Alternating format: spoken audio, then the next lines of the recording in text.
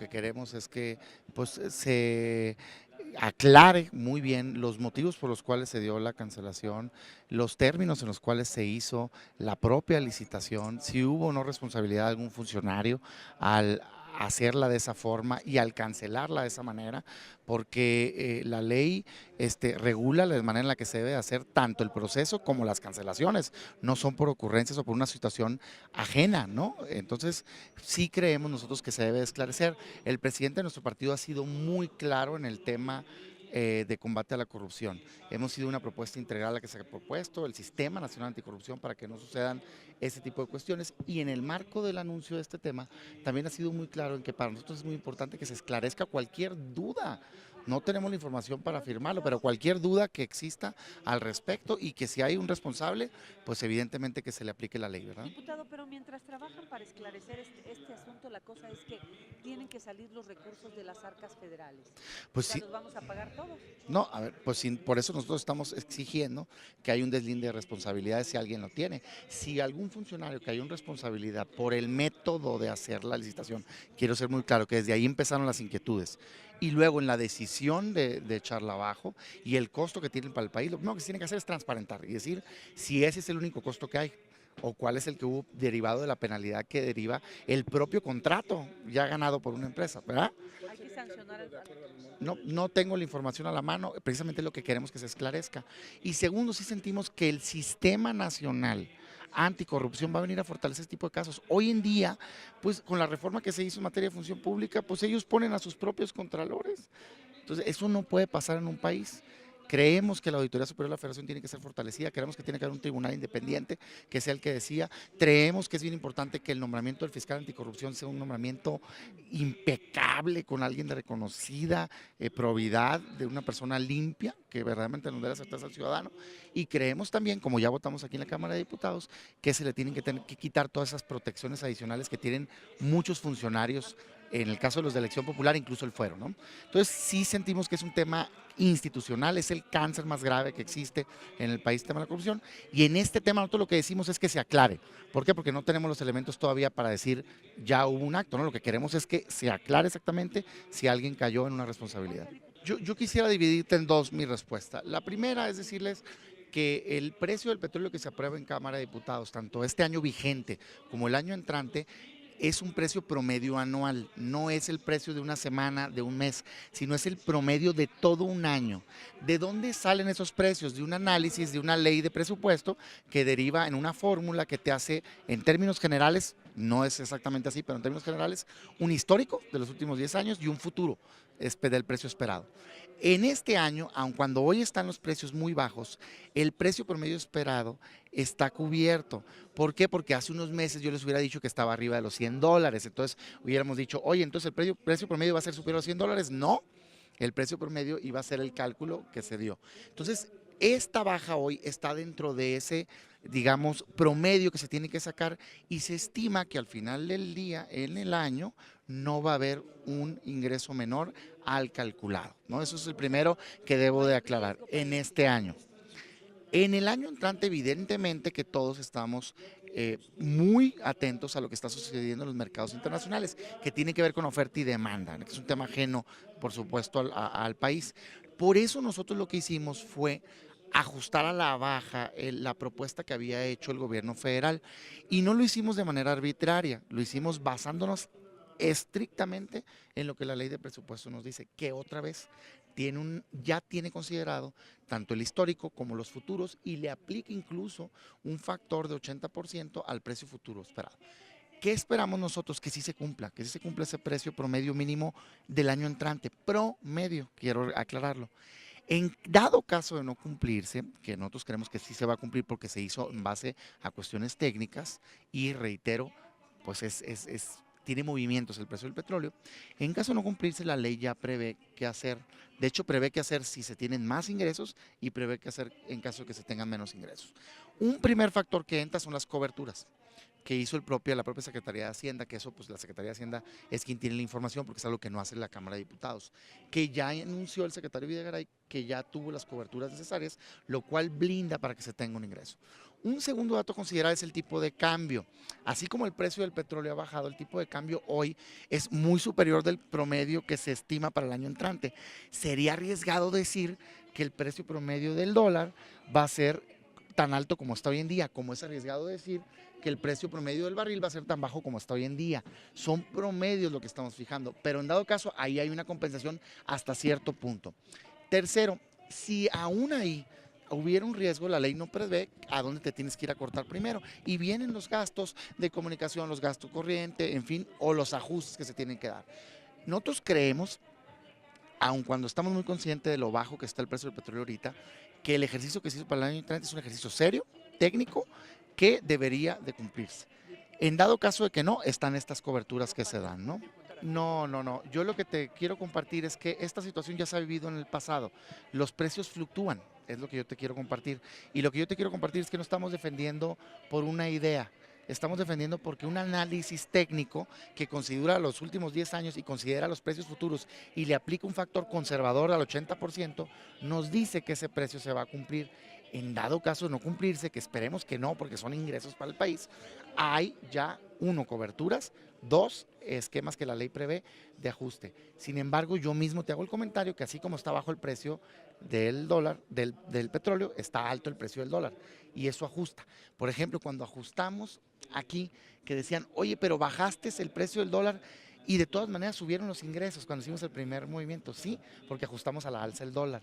Ese fue el motivo, porque esos son los dos factores que sumados a la producción esperada te dan los ingresos petroleros.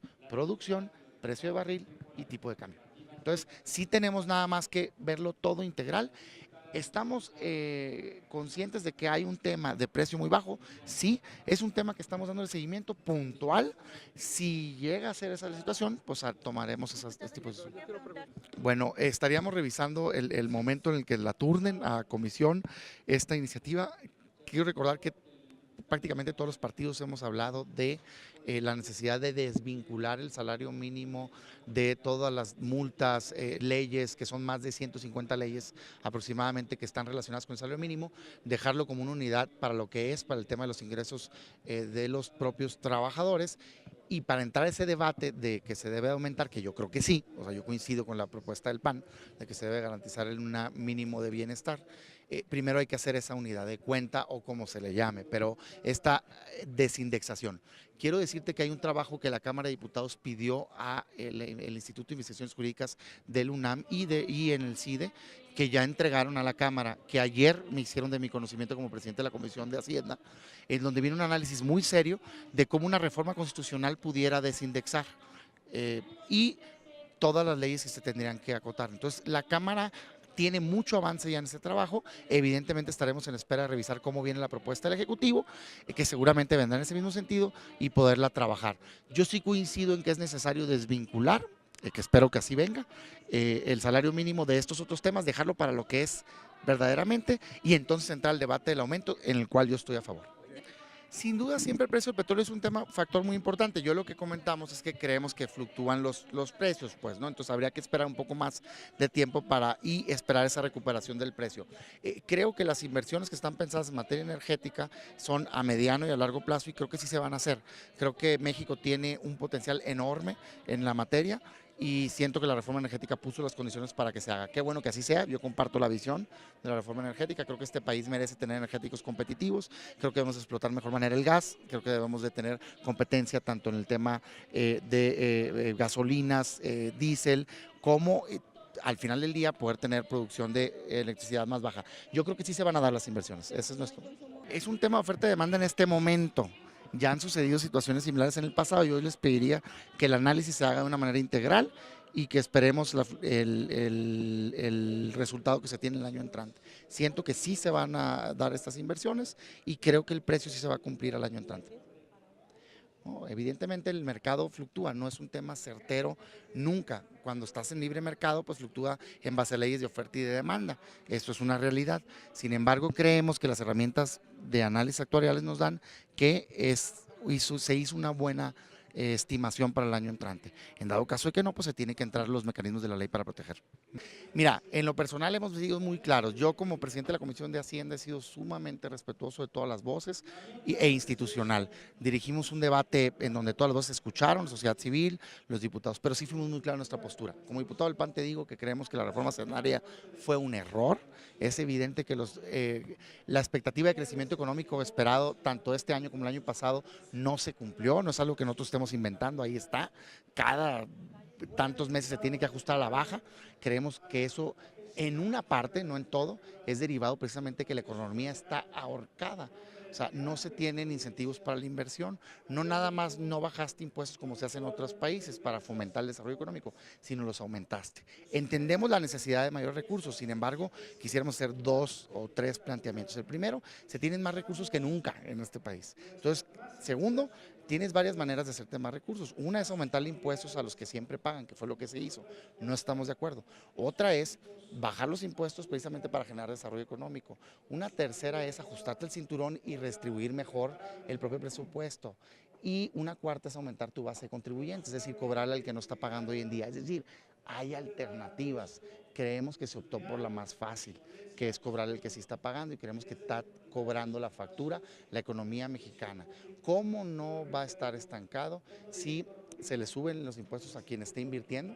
O sea, los empleos los genera la empresa, no los genera el gobierno, especialmente el micro, pequeño y mediano empresario. Le cambias de régimen, se lo haces más complicado tributar, le pones no nada más impuestos, sino que le limitas deducciones a la inversión, pues por supuesto que no se genera el desarrollo económico esperado.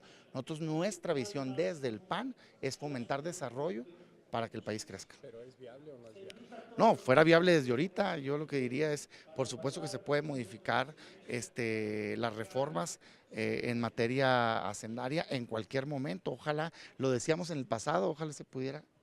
Qué bueno que exista a disposición, pero siempre debió haber existido. Creo que eso, amarrarse las manos de haber dicho, no va a haber ya, hago un autoacuerdo, porque fue un autoacuerdo, porque nadie lo firmó, sino más que el gobierno mismo, una vez aprobada su propia reforma, si ya no se mueven impuestos, no era una buena noticia para México, porque era una buena noticia para quienes estaban de acuerdo para la reforma hacendaria, ya les habían aumentado los impuestos, era una mala noticia para quienes estamos en contra de esa reforma fiscal.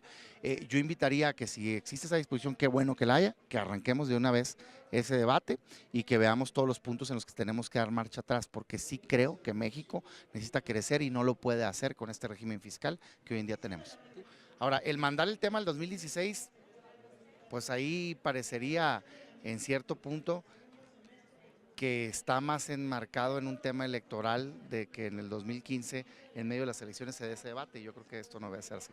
El dato de que no hemos crecido pues está ahí a la vista, ¿verdad? Las ajustes a la baja, ya estamos del 2.1 al 2.6, creo la expectativa, cuando debía estar arriba del 3%, entonces sí creemos que es evidente que el país no está creciendo como debería de ser. Sí, de hecho vino y fue uno de los temas principales. La Secretaría de Hacienda ha estado defendiendo el régimen de incorporación fiscal por sus bondades, el tema de las metas de nuevos afiliados, lo cual qué bueno que así sea. Nosotros creemos, el sentir que tenemos es que muchos otros no se están acercando cuando pudiera ser mucho más agresiva, porque la mayoría de las personas que están en la economía en este país no están tributando. Entonces, sí ha aumentado el número, sí, pero debería ser más agresivo todavía, pues, ¿no? Entonces, creo que el punto no es si ha habido uno más o no, es cuántos deberíamos de tener, y no estamos llegando sin duda a ellos. Tenían una meta cercana al 1,000,000. Y bueno, qué bueno que así sea, ojalá y se tengan esos datos a la vista. Sin embargo, nosotros creemos que debería ser más agresivo el programa para incorporar. Siguen siendo un porcentaje muy alto los que no están tributando.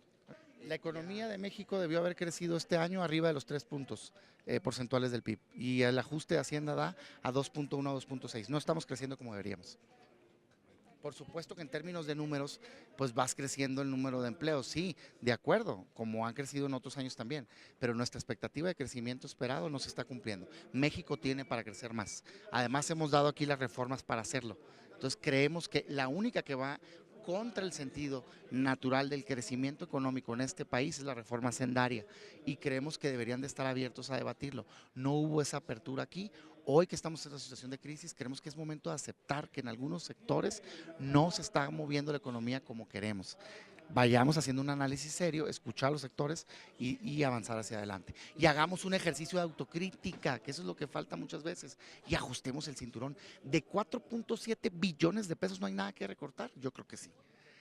Además ha estado aumentando la deuda pública como nunca. Espero, yo digo, mi trabajo es impulsar lo que creo que es correcto para México, en ese sentido como diputado federal, y eso pues la esperanza de hacerlo nunca la vamos a dejar. Si hoy mandan un mensaje de apertura, se los tomamos y ojalá podamos abrir de inmediato el debate.